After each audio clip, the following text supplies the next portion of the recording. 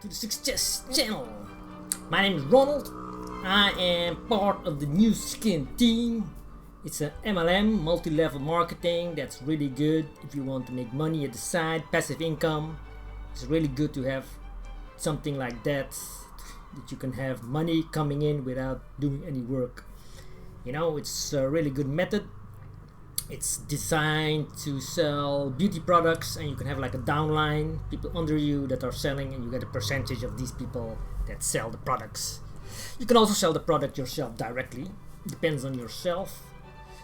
But my team is more focused on building a small team, downline team. We are trying to create leaders, and that the downline team also make their own downline team, so you can have a passive income line without even doing anything yourself. And yeah, check it out. I have some videos about it, and if you like to have some extra money and passive income, it's a great way to learn the multi-level marketing. It's good to do network marketing. You learn a lot and you get a network, and you know more people, and you get more influential. Alright, now I want to talk about the last and final chapter of the Napoleon Hill's book, Think and Grow Rich. Napoleon Hill, great author, very long ago. He's born in around the 1900s, and this book is really old. It took him like a long time to write, 20 years I guess. And it's still in the modern day a very good book on how to get rich. It's still like up to date and really good. It suits 2020, although it talks a lot about 1929, the Great Crash and Depression and stuff. But the same situation is also now at the moment. So this book is here to help you out to get out of this negative spiral, get back on track and build your business, build your own business and get rich. Okay, chapter 15. How to outwit the 6 ghosts of fear.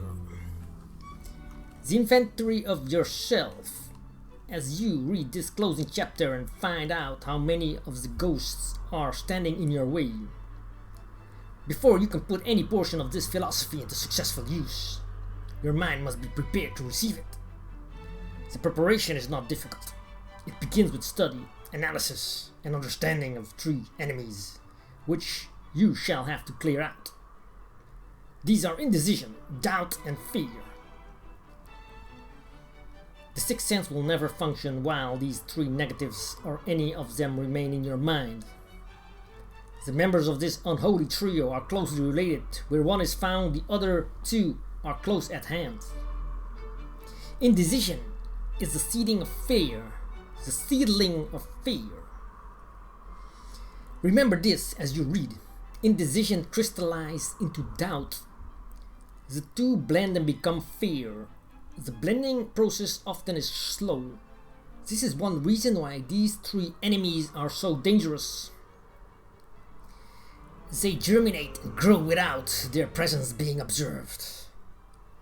The remainder of this chapter describes an end which must be attained before the philosophy as a whole can be put into practical use. It also analyzes a condition which has but lately reduced huge numbers of people to poverty. And it states a truth which must be understood by all who accumulate riches, whether measured in terms of money or a state of mind of far greater value than money. The purpose of this chapter is to turn the spotlight of attention upon the cause and the cure of the 6 basic fears. Before we can master an enemy, we must know its name, its habits, and its place of abode. As you read, analyze yourself carefully and determine which of any of the 6 common fears have attached themselves to you. Do not be deceived by the habits of these subtle enemies. Sometimes they remain hidden in the subconscious mind, where they are difficult to locate and still more difficult to eliminate. The 6 basic fears. There are 6 basic fears, with some combination of which every human suffers at one tune or another. Most people are fortunate if they do not suffer from the entire six.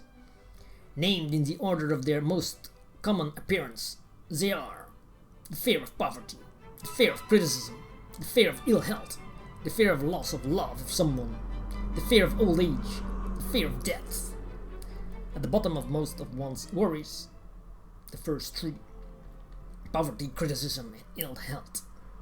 All other fears are of minor importance. They can be grouped under these six headings. The prevalence of these fears as a curse to the world runs in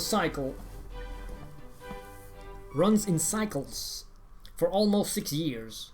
While the Depression was on, we floundered in the cycle of fear of poverty.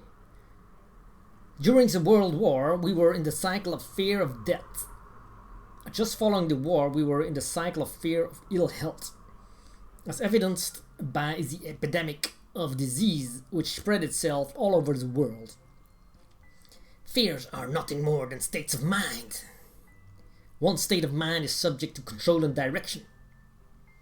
Physicians, as everyone knows, are less subject to attack by disease than ordinary laymen. For the reason that physicians do not fear disease, physicians, without fear of hesitation, have been known to physically contact hundreds of people daily who were suffering from such contagious diseases as smallpox. Without becoming infected, their immunity against the disease consisted largely, if not solely, in their absolute lack of fear. Man can't create nothing which he does not first conceive in the form of an impulse of thought.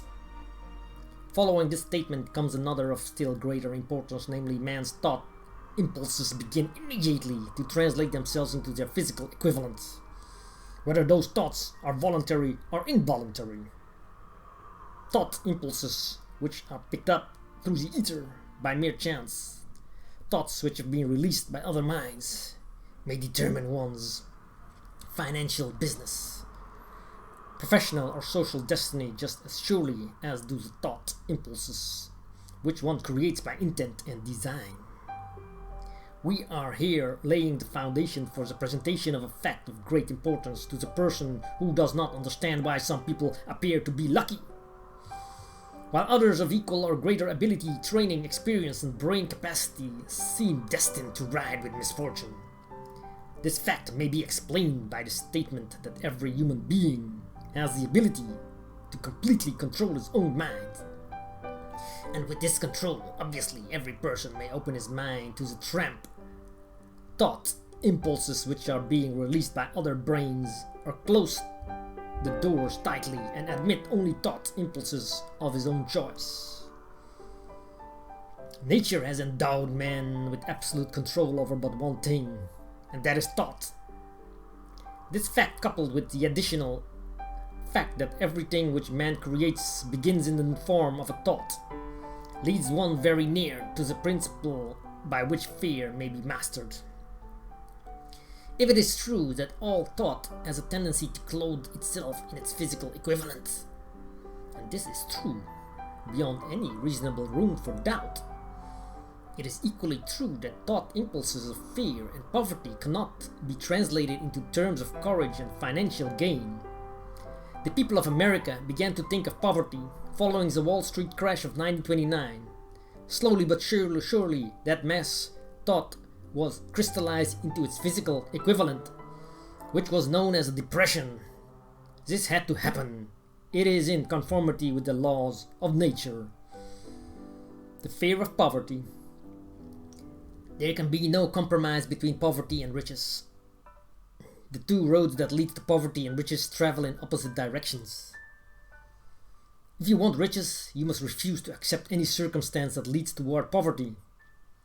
The word riches is here used in its broadest sense, meaning financial, spiritual, mental, and material estates. The starting point of the path that leads to riches is desire. In chapter 1, you receive full instructions for the proper use of desire. In this chapter on fear, you have complete instructions for preparing your mind to make practical use of desire. Here, then, is the place to give yourself a challenge. which will definitely determine how much of this philosophy you have absorbed. Here is the point at which you can turn profit and foretell accurately what the future holds in store for you. If after reading this chapter you are willing to accept poverty, you may as well make up your mind to receive poverty. This is one decision you cannot avoid. If you demand riches, determine what form and how much will be required to satisfy you. You know the road that leads to riches. You have been given a map, a road map, which, if followed, will keep you on that road. If you neglect to make the start or stop before you arrive, no one will be to blame but you. This responsibility is yours. No alibi will save you from accepting the responsibility if you now fail or refuse to demand riches of life. Because the acceptance calls for but one thing. Incidentally, the only thing you can control, and that is a state of mind. A state of mind is something that one assumes. It cannot be purchased. It must be created. Fear of poverty is a state of mind, nothing else. But it is sufficient to destroy one's chances of achievement in any undertaking. A truth which became painfully evident during the Depression. This fear paralyzes the faculty of reason, destroys the faculty of imagination, kills off self-reliance, undermines enthusiasm, discourages initiative, leads to uncertainty of purpose, encourages procrastination, wipes out enthusiasm and makes self-control an impossibility.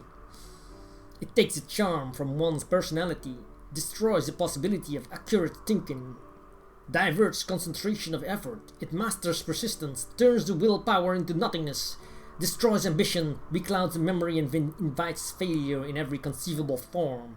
It kills love and assassinates the final emotion of the heart, discourages friendship and invites disaster in 100 forms, leads to sleeplessness, misery and unhappiness.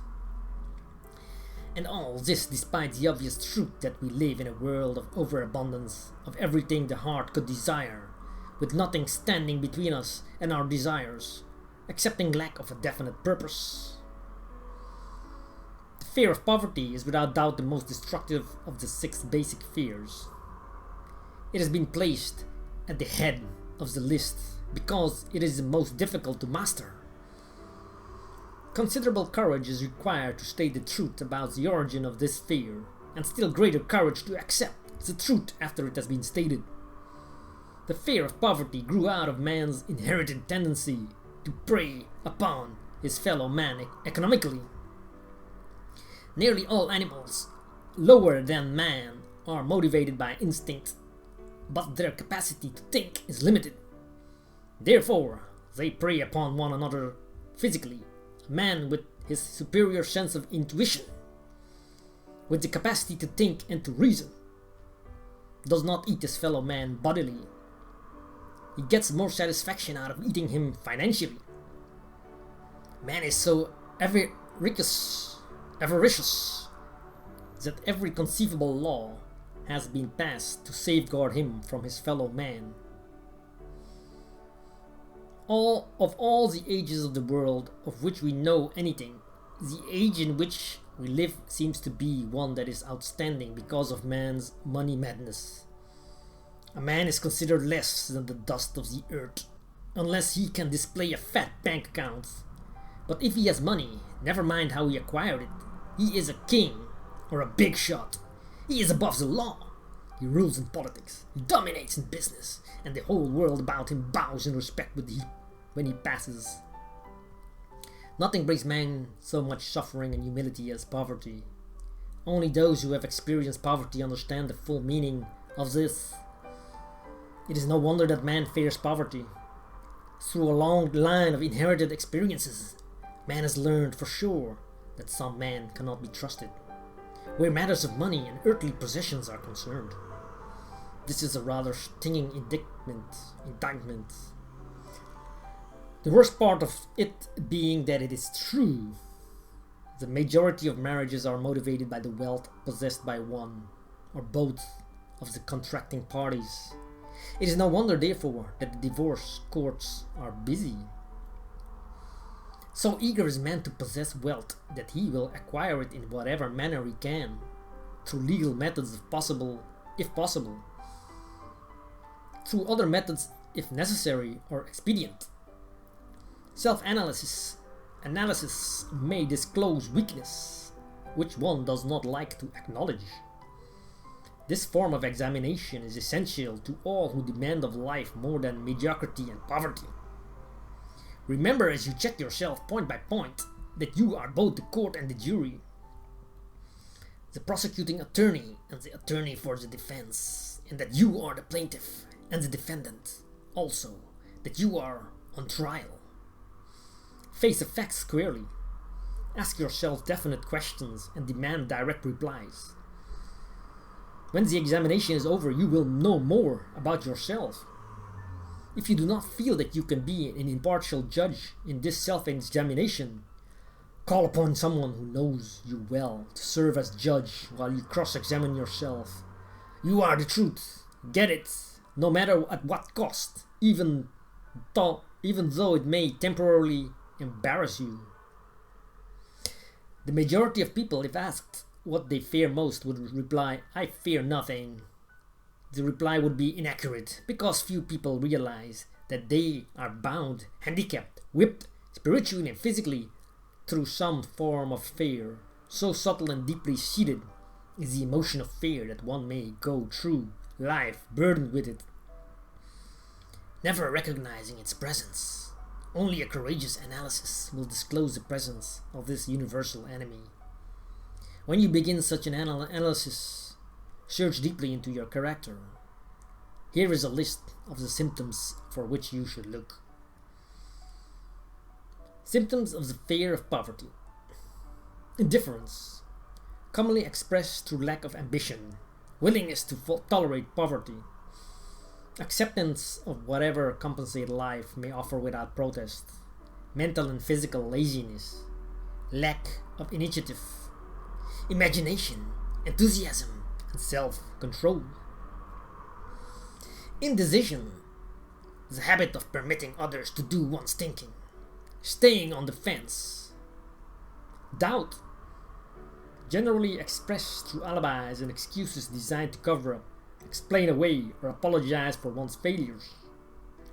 Sometimes expressed in the form of envy of those who are successful, or by criticizing them. Worry, usually expressed by finding fault with others, a tendency to spend beyond one's income, neglect of personal appearance, scowling and frowning, intemperance in the use of alcoholic drink, sometimes through the use of narcotics, nervousness, lack of poise, self-consciousness, and lack of self-reliance. Overcaution, the habit of looking for the negative side of every circumstance, thinking and talking of possible failure instead of concentrating upon the means of succeeding, knowing all the roads to disaster but never searching for the plans to avoid failure, waiting for the right time to begin putting ideas and plans into action until the waiting becomes a permanent habit, remembering those who have failed and forgetting those who have succeeded, seeing the hole in the donut but overlooking the donut, pessimism leading to indigestion, poor elimination, auto-intoxication, bad breath, and bad disposition. Procrastination, the habit of putting off until tomorrow that which should have been done last year, spending enough time in creating alibis and excuses to have done the job. This symptom is closely related to overcaution, doubt, and worry. Refusal to accept responsibility when it can be avoided. Willingness to compromise rather than put up a stiff fight. Compromising with difficulties instead of harnessing and using them as stepping stones to advancement. Bargaining with life for a penny instead of demanding prosperity, opulence, riches, contentment, and happiness. Planning what to do if and when overtaken by failure, instead of burning all bridges and making retreat impossible. Weakness of and often total lack of self-confidence, definiteness of purpose, self-control, initiative, enthusiasm, ambition, thrift, and sound reasoning ability. expecting poverty instead of demanding riches, association with those who accept poverty instead of seeking the company of those who demand and receive riches. Money talks. Some will ask, why did you write a book about money? Why measure riches in dollars alone? Why measure riches in dollars alone? Some will believe, and rightly so, that there are other forms of riches more desirable than money. Yes, there are riches which cannot be measured in terms of dollars. But there are millions of people who will say, give me all the money I need and I will find everything else I want.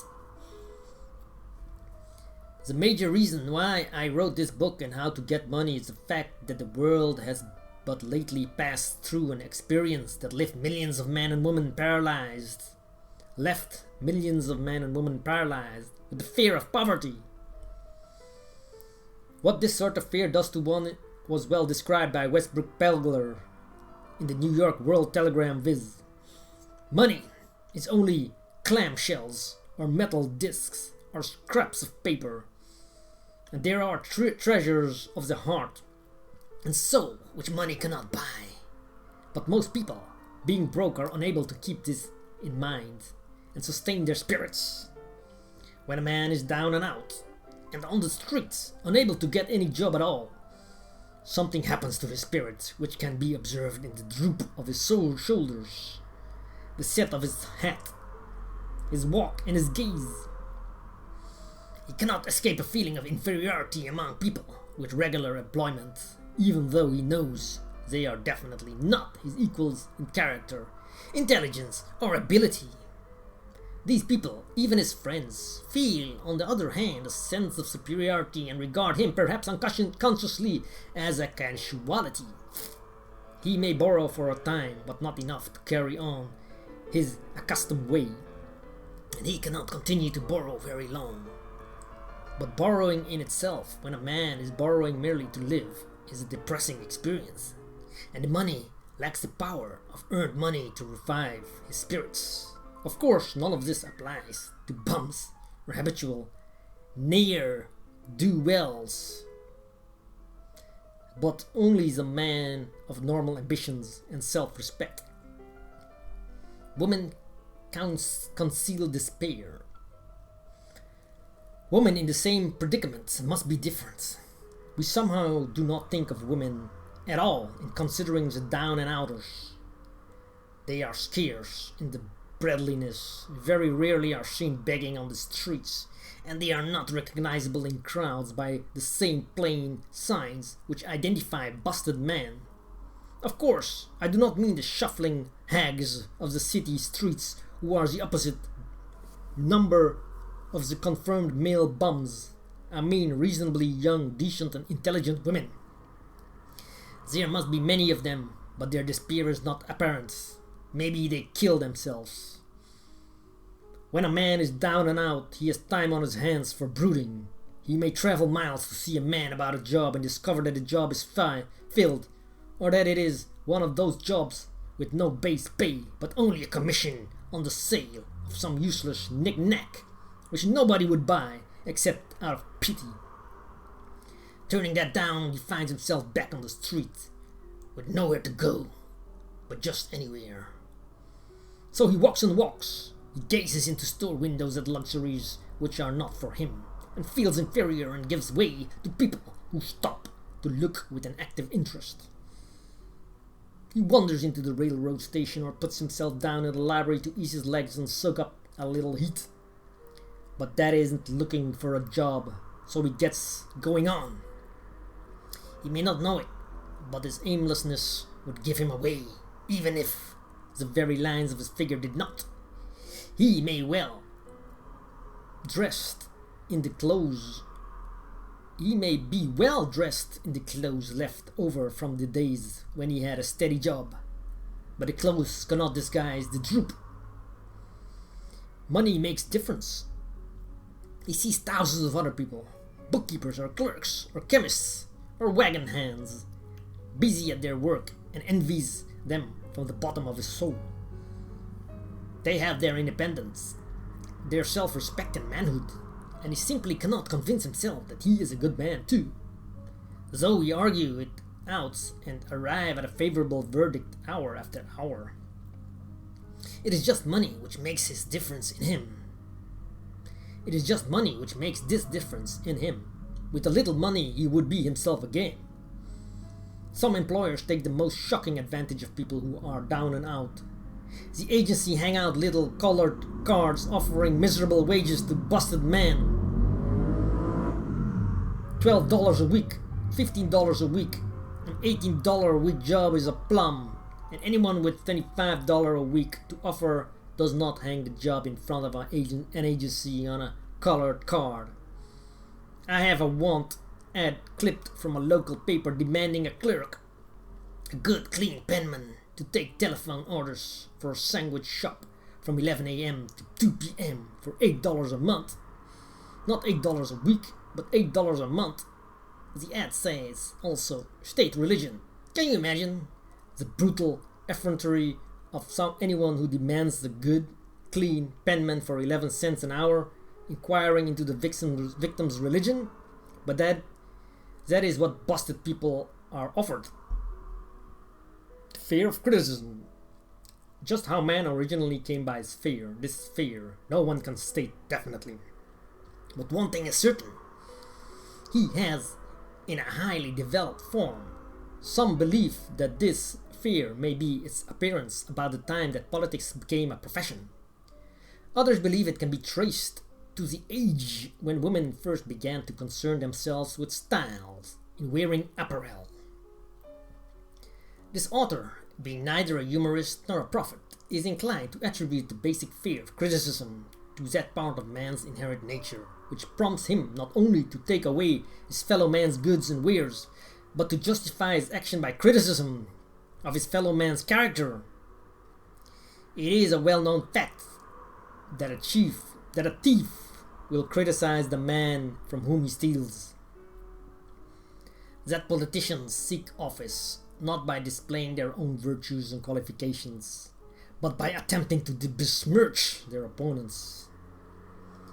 The fear of criticism takes on many forms, the majority of which are pretty and trivial. Bald-headed men, for example, are bald for no other reason than their fear of criticism. Heads become bald because of the tight-fitting bands of hats, which cut off the circulation from the roots of the hair. Men wear hats not because they actually need them, but mainly because everyone is doing it. The individual falls into line and does likewise, lest some other individual criticize him. Women seldom have bald heads, or even thin hair, because they wear hats which fit their heads loosely, the only purpose of the hats being adornment. But it must not be supposed that women are free from the fear of criticism. If any woman claims to be superior to man with reference to this fear, ask her to walk down the street wearing a hat of the vintage of 80-90.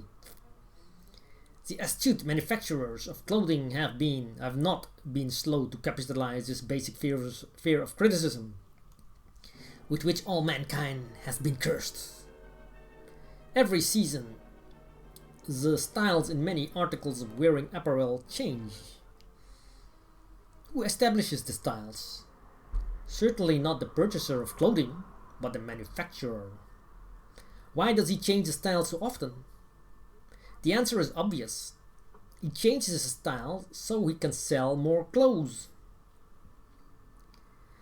For the same reason, the manufacturers of automobiles, with a few rare and very sensible exceptions, change styles of models every season.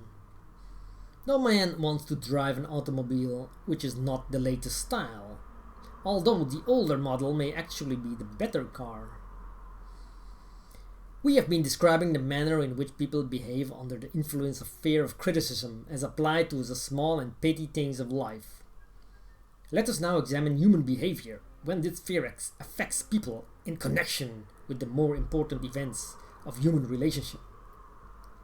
Take, for example, practically any person who has reached the age of mental maturity. From 35 to 40 years of age as a general average. And if you could read the secret thoughts of his mind, you would find a very decided disbelief in most of the fables taught by the majority of the dogmatists and theologians a few decades back. Not often, however, will you find a person who has the courage to openly state his belief on this subject. Most people will, if pressed far enough, tell a lie rather than admit that they do not believe the stories associated with that form of religion which held people in bondage prior to the age of scientific discovery and education. Why does the average person, even in this day of enlightenment, shy away from denying his belief in the fables which were the basis of most of the religions a few decades ago? The answer is because of the fear of criticism. Men and women have been burnt at the stake for daring to express disbelief in ghosts. It is no wonder we have inherited a consciousness which makes us fear criticism. The time was, and not so far in the past, when criticism carried severe punishments. It still does in some countries. The fear of criticism robs man of his initiative, destroys his power of imagination, limits his individuality, takes away his self-reliance, and does him damage in 100 other ways. Parents often do their children irreparable injury by criticizing them. The mother of one of my boyhood chums used to punish him with a switch almost daily, always completing the job with the statement, "You'll land in the penitentiary before you are 20. He was sent to a reformatory at the age of 17. Criticism is the one form of service of which everyone has too much. Everyone has a stock of it which is handed out, gratis, whether called for or not. One's nearest relatives often are the worst offenders. It should be recognized as a crime. In reality, it is a crime of the worst nature for any parent to build inferiority complexes in the mind of a child through unnecessary criticism. Employers who understand human nature get the best there is in man, not by criticism, but by constructive suggestion. Parents may accomplish the same results with their children. Criticism will plant fear in the human heart or resentment, but it will not build love or affection. Symptoms of the fear of criticism. This fear is almost as universal as the fear of poverty, and its effects are just as fatal to personal achievement, mainly because this fear destroys initiative and discourages the use of imagination. The major symptoms of the fear are self-consciousness, generally expressed through nervousness, timidity, in conversation and in meeting strangers, awkward movement of the hands and limbs, shifting of the eyes. Lack of poise, expressed through lack of voice, nervousness in the presence of others, poor posture of body, poor memory, personality, lacking in firmness of decision, personal charm and the ability to express opinion definitely, the habit of sidestepping issues instead of meeting them squarely, agreeing with others without careful examination of their opinions, inferiority complex, the habit of expressing self-approval by word of mouth and by actions, as a means of covering up a feeling of inferiority, using big words to impress others, often without knowing the real meaning of the words, imitating others in dress, speech, and manners, boasting of imaginary achievements. This sometimes gives a surface appearance of a feeling of superiority. Extravagance, the habit of trying to keep up with the Joneses, spending beyond one's income. Lack of initiative, failure to embrace opportunities for self-advancement, fear to express opinions, lack of confidence in one's own ideas, giving evasive answers to questions asked by superiors, hesitancy of manner and speech, deceit in both words and deeds, lack of ambition, mental and physical laziness, lack of self-assertion, slowness in reaching decisions, easily influenced by others. The habit of criticizing others behind their backs and flattering them to their face. The habit of accepting defeat without protest, quitting an undertaking when opposed by others, suspicious of other people without cause, lacking in tactfulness of manner and speech, unwillingness to accept the blame for mistakes. The fear of ill health. This fear may be traced to both physical and social heredity. It is closely associated as to its origin with the causes of fear of old age and the fear of death, because it leads one closely to the border of terrible worlds, of which man knows not, but concerning which he has been taught some discomforting stories. The opinion is somewhat general, also, that certain unethical people engaged in the business of selling health have had not a little to do with keeping alive the fear of ill health. In the main, man fears ill health because of the terrible pictures which have been planted in his mind of what may happen. If death should overtake him, he also fears it because of the economic toll which it may claim. A reputable physician estimated that 75% of all people who visit physicians for professional service are suffering with hypochondria, imaginary illness. It has been shown most convincingly that the fear of disease, even where there is not the slightest cause for fear, often produces the physical symptoms of the disease feared. Powerful and mighty is the human mind. It builds or it destroys.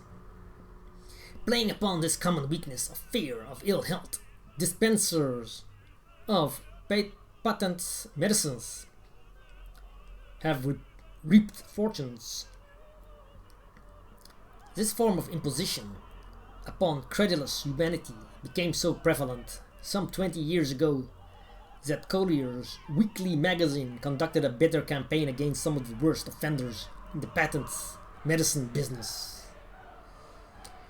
During the flu epidemic, which broke out during the World War, the mayor of New York City took drastic steps to check the damage which people were doing themselves through the inherent fear of ill health.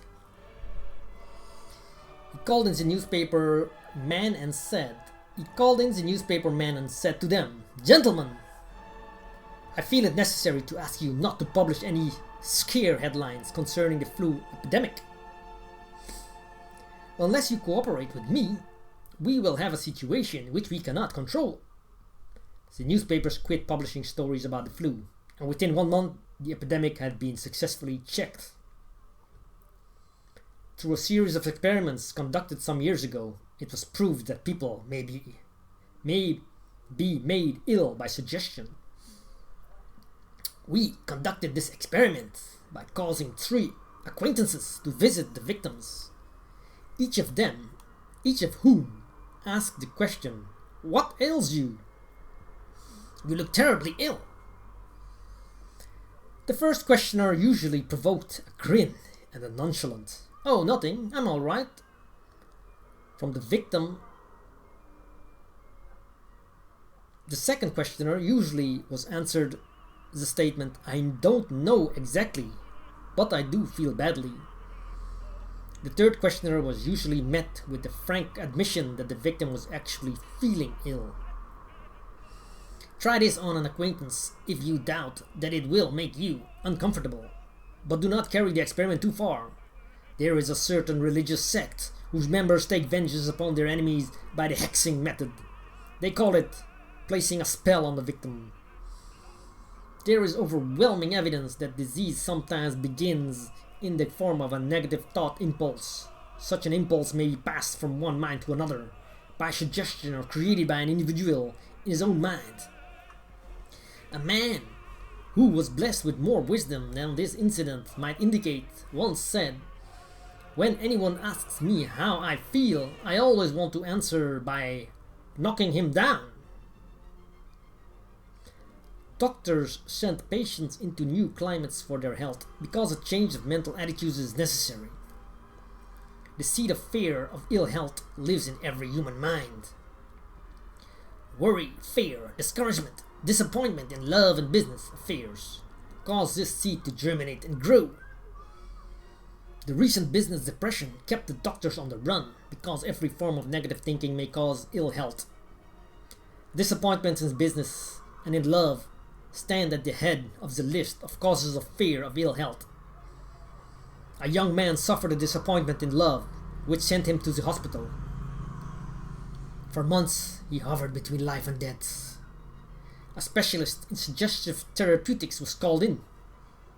The specialist changed nurses, placing him in charge of a very charming young woman who began by pre-arrangement with the doctor to make love to him the first day of her arrival on the job. Within 3 weeks, the patient was discharged from the hospital, still suffering but with an entirely different malady. He was in love again. The remedy was a hoax, but the patient and the nurse were later married. Both are in good health at the time of this writing. Symptoms of the fear of ill health. The symptoms of this almost universal fear are autosuggestion, the habit of negative use of self-suggestion by looking for and expecting to find the symptoms of all kinds of disease. Enjoying imaginary illness and speaking of it as being real, the habit of trying all fads and isms recommended by others as having therapeutic value, talking to others of operations, accidents, and other forms of illness, experimenting with diets, physical exercises, reducing systems without professional guidance, trying home remedies, patent medicines, and quack remedies. Hypochondria, the habit of talking of illness, concentrating the mind upon disease, and expecting its appearance until a nervous breakdown occurs. Nothing that comes in bottles can cure this condition. It is brought on by negative thinking, and nothing but positive thoughts can affect a cure. Hypochondria, a medical term for imaginary disease, is said to do as much damage on occasion as the disease one fears might do. Most so-called cases of nerves come from imaginary illness. Exercise. Fear of ill health often infers with proper physical exercise and results in overweight by causing one to avoid outdoor life. Susceptibility. Fear of ill health breaks down nature's body resistance and creates favorable conditions for any form of disease one may contact.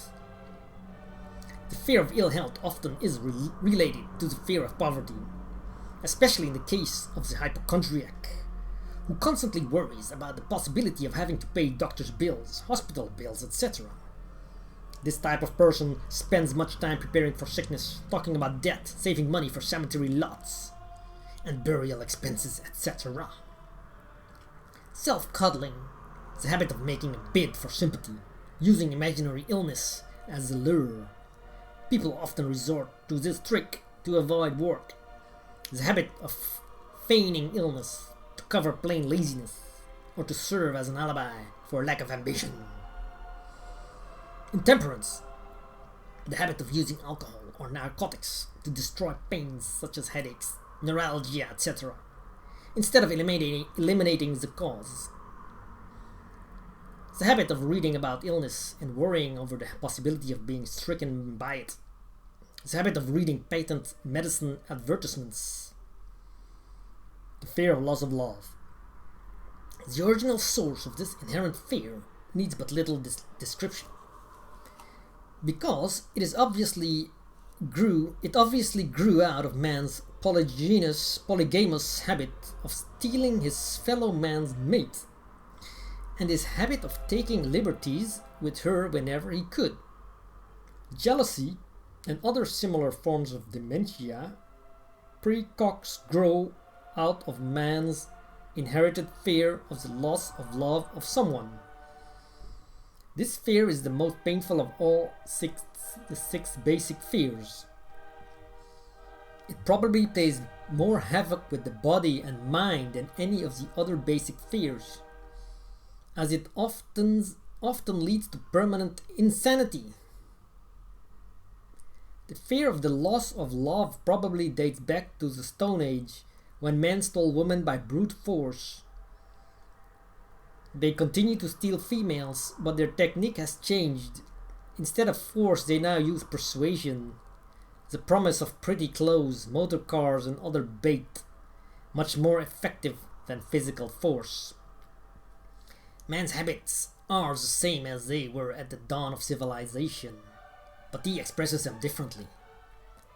Careful analysis has shown that women are more susceptible to this fear than men. This fact is easily explained. Women have learned from experience that men are polygamous by nature, that they are not to be trusted in the hands of rivals. Symptoms of the fear of loss of love. The distinguishing symptoms of this fear are jealousy, the habit of being suspicious of friends and loved ones without any reasonable evidence of sufficient grounds. Jealousy is a form of dementia, precox which sometimes becomes violence without the slightest cause. The habit of accusing wife or husband of infidelity without grounds, general suspicion of everyone, absolute faith in no one. Fault finding, the habit of finding fault with friends, relatives, business associates, and loved ones upon the slightest provocation, or without any cause whatsoever. Gambling, the habit of gambling, stealing, cheating, and otherwise taking hazardous chances to provide money for loved ones, with the belief that love can be bought. The habit of spending beyond one's means, or incurring debts to provide gifts for loved ones, with the object of making a favorable showing. Insomnia, nervousness, lack of persistence, weakness of will, lack of self-control, lack of self-reliance, bad temper. The fear of old age. In the main, this fear grows out of two sources. First, the thought that old age may bring with it poverty. Secondly, and by far the most common source of origin, from false and cruel teachings of the past which have been too well mixed with fire and brimstone, and other bogies cunningly designed to enslave man through fear. In the basic fear of old age, man has two very sound reasons for his apprehension. One growing out of his distrust of his fellow man, who may seize whatever worldly goods he may possess, and the other arising from the terrible pictures of the world beyond, which were planted in his mind through social heredity before he came into full possession of his mind. The possibility of ill health, which is more common as people grow older, is also a contributing cause of this common fear of old age. Eroticism also enters into the cause of the fear of old age, as no man cherishes the thought of diminishing sex attraction. The most common cause of fear of old age is associated with the possibility of poverty. Poor house is not a pretty word. It throws a chill into the mind of every person who faces the possibility of having to spend his declining years on a poor farm. Another contributing cause of the fear of old age is the possibility of loss of freedom and independence, as old age may bring with it the loss of both physical and economic freedom. Symptoms of the fear of old age. The commonest symptoms of the fear are the tendency to slow down and develop an inferiority complex at the age of mental maturity, around the age of 40. Falsely believing one's self to be slipping because of the age. The truth is that man's most useful years, mentally and spiritually, are those between 40 and 60. The habit of speaking apologetically if oneself as being old, merely because one has reached the age of 40 or 50, instead of reversing the rule and expressing gratitude for having reached the age of wisdom and understanding. The habit of killing off initiative, imagination, and self-reliance by falsely believing one's self too old to exercise these qualities. The habit of the man or woman of 40 dressing with the aim of trying to appear much younger and affecting mannerisms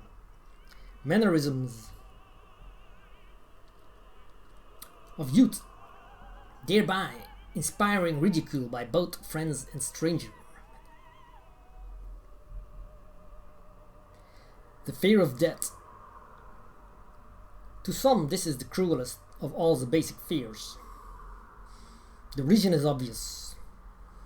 The terrible pangs of fear associated with the thought of death, in the majority of cases, may be charged directly to religious fanaticism, so-called heathen, are less afraid of death than the more civilized. For hundreds of millions of years, man has been asking the still unanswered questions. Whence and whither? Where did I come from? And where am I going? During the darker ages of the past, the more cunning and crafty were not slow to offer the answer to these questions. For a price, witness now the major source of origin of the fear of death. Come into my tent, embrace my faith, accept my dogmas, and I will give you a ticket that will admit you straight away into heaven when you die. Cries the leader of sectarianism.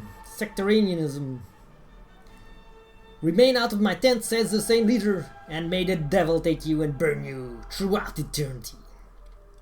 Eternity is a long time. Fire is a terrible thing.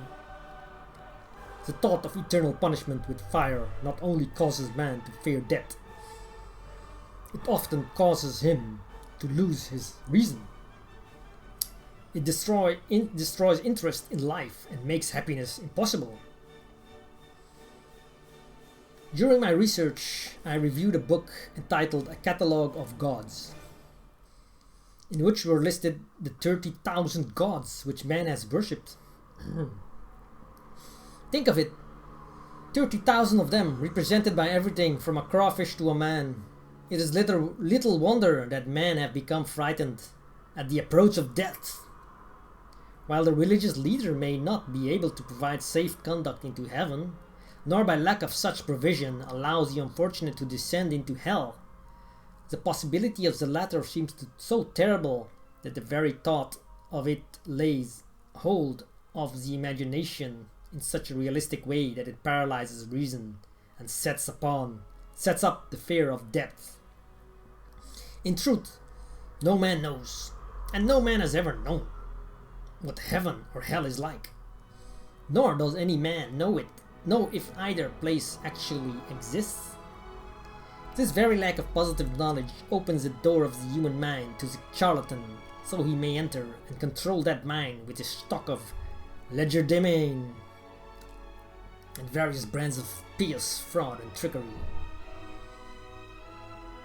The fear of death is not as common now as it was during the age when there were no great colleges and universities. Men of science have turned the spotlight of truth upon the world, and this truth is rapidly freeing men and women from this terrible fear of death. The young men and young women who attend the colleges and university are not easily impressed by fire and brimstone. Through the aid of biology, astronomy, geology, and other related sciences, the fears of the dark ages which gripped the minds of men and destroyed their reason have been dispelled. Insane asylums are filled with men and women who have gone mad because of the fear of death. This fear is useless. Death will come no matter what anyone may think about it. Accept it as a necessity and pass the thought out of your mind. It must be a necessity, or it would not come at all. Or it will not come to at all. Or it will not come to all. Perhaps it is not as bad as it has been pictured. The entire world is made up of only two things, energy and matter. In elementary physics, we learn that neither matter nor energy, the only two realities known to man, can be created nor destroyed. Both matter and energy can be transformed, but neither can be destroyed. Life is energy. If it is anything, if neither energy nor matter can be destroyed, of course life cannot be destroyed. Life, like other forms of energy, may be passed through various processes of transition or change, but it cannot be destroyed. Death is mere transition. If death is not mere change, or transition, then nothing comes after death except a long, eternal, peaceful sleep. And sleep is nothing to be feared. Thus, you may wipe out forever the fear of death. Symptoms of the fear of death. The general symptoms of this fear are the habit of thinking about dying instead of making the most of life, due generally to lack of purpose or lack of a suitable occupation. This fear is more prevalent among the aged, but sometimes the more youthful are victims of it. The greatest of all remedies for the fear of death is a burning desire for achievement, backed by useful service to others. A busy person seldom has time to think about dying. He finds life too thrilling to worry about death. Sometimes the fear of death is closely associated with the fear of poverty, where one's death would leave loved ones poverty-stricken. In other cases, the fear of death is caused by illness and the consequent breaking down of physical body resistance. The commonest cause of the fear of death are ill health, poverty, lack of appropriate occupation, disappointment over love, insanity, religious fanaticism, old man worry. Well, that is a long chapter. I will continue with the old man worry, then I will continue with the last part in my next video. Old man worry. Worry is a state of mind based upon fear. It works slowly but persistently. It is insidious and subtle, step by step. It digs itself in until it paralyzes one's reasoning faculty, destroys self-confidence and initiative. Worry is a form of sustained fear caused by indecision, therefore it is a state of mind which can be controlled. An unsettled mind is helpless. Indecision makes an unsettled mind. Most individuals lack the willpower to reach decisions promptly and to stand by them after they have been made, even during normal business conditions. During periods of economic unrest such as the world recently experienced, the individual is handicapped, not alone by his inherent nature to be slow at reaching decisions, but he is influenced by the indecision of others around him who have created a state of mass indecision. During the Depression, the whole atmosphere all over the world was filled with ferenza, and worryitis, the two mental disease germs which began to spread themselves after the Wall Street frenzy in 1929. There is only one known antidote for these germs. It is the habit of prompt act and firm decision. Moreover, it is an antidote which every individual must apply for himself. We do not worry over conditions. Once we have reached a decision to follow a definite line of action. I once interviewed a man who was to be electrocuted 2 hours later. The condemned man was the calmest of some 8 men who were in the death cell with him. His calmness prompted me to ask him how it felt to know that he was going into eternity in a short while. With a smile of confidence on his face, he said, "It feels fine. Just think, brother, my troubles will soon be over. I have had nothing but trouble all my life. It has been a hardship to get food and clothing. Soon I will not need these things. I have felt fine ever since I learned for certain that I must die. I made up my mind then to accept my fate in good spirit." As he spoke, he devoured a dinner of proportions sufficient for 3 men, eating every mouthful of food brought to him, and apparently enjoying it as much as if no disaster awaited him. Decision gave this man resignation to his fate. Decision can also prevent one's acceptance of undesired circumstances. The 6 basic fears become translated into a state of worry. Through indecision, relieve yourself forever of the fear of death by reaching a decision to accept death as an inescapable event. Whip the fear of poverty by reaching a decision to get along with whatever wealth you can accumulate without worry. Put your foot upon the neck of the fear of criticism by reaching a decision. Not to worry about what other people think, do, or say. Eliminate the fear of old age by reaching a decision to accept it. Not as a handicap, but as a great blessing which carries with it wisdom, self-control, and understanding not known to youth. Acquit yourself of the fear of ill health by the decision to forget symptoms. Master the fear of loss of love by reaching a decision to get along without love, if that is necessary. Kill the habit of worry in all its forms by reaching a general, blanket decision that nothing which life has to offer is worth the price of worry. With this decision will come poise, peace of mind, and calmness of thought, which will bring happiness. A man whose mind is filled with fear not only destroys his own chances of intelligent action, but he transmits these destructive vibrations to the minds of all who come into contact with him, and destroys also their chances. Even a dog or a horse knows when its master lacks courage. Moreover, a dog or a horse will pick up the vibrations of fear thrown off by its master and behave accordingly. Lower down the line of intelligence in the animal kingdom, one finds this same capacity to pick up the vibrations of fear. A honeybee immediately senses fear in the mind of a person. For reasons unknown, a bee will sting the person whose mind is releasing vibrations of fear much more readily than it will molest the person whose mind registers no fear. The vibrations of fear pass from one mind to another just as quickly as surely as the sound of the human voice passes from the broadcasting station to the receiving set of a radio, and by the self-same medium. Mental telepathy is a reality. Thoughts pass from one mind to another. Voluntarily, whether or not this fact is recognized by either the person releasing the thoughts or the person who picks up those thoughts.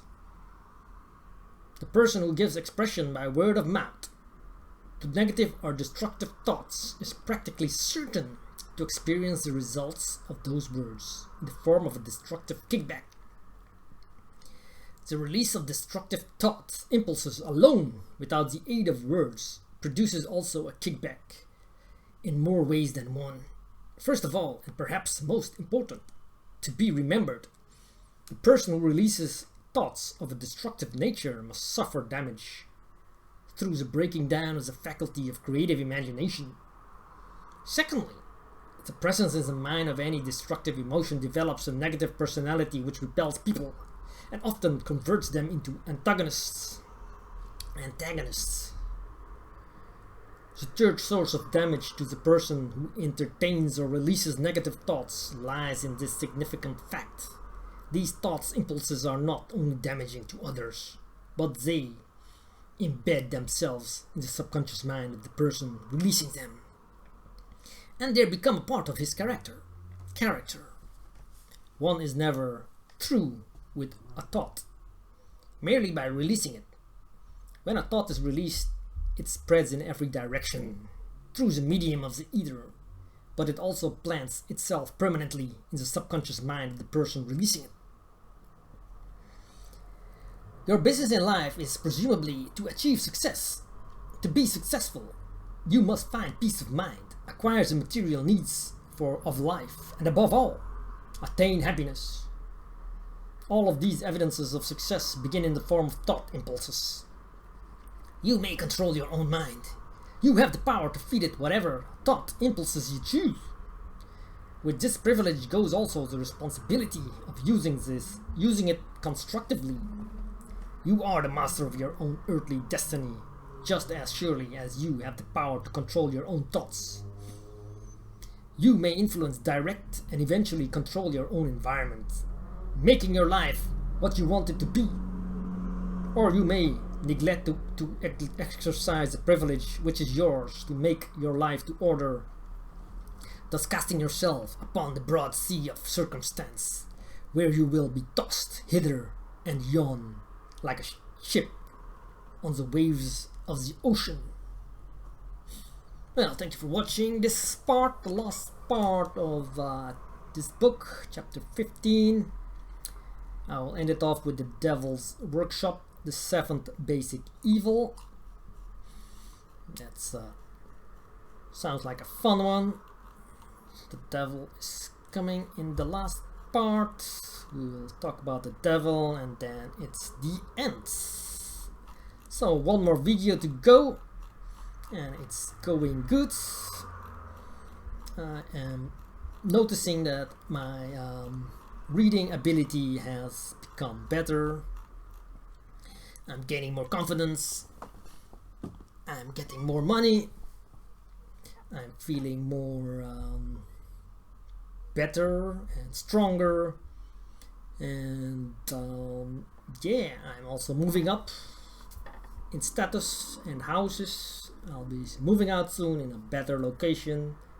I got like a very beautiful house, and I also have the opportunity to buy a house and to create wealth. So thanks to this book, thanks to Napoleon Hill, and also my new skin team. Don't forget to start to build a team and join my new skin team, because that's also really good training to build your network, build people around you.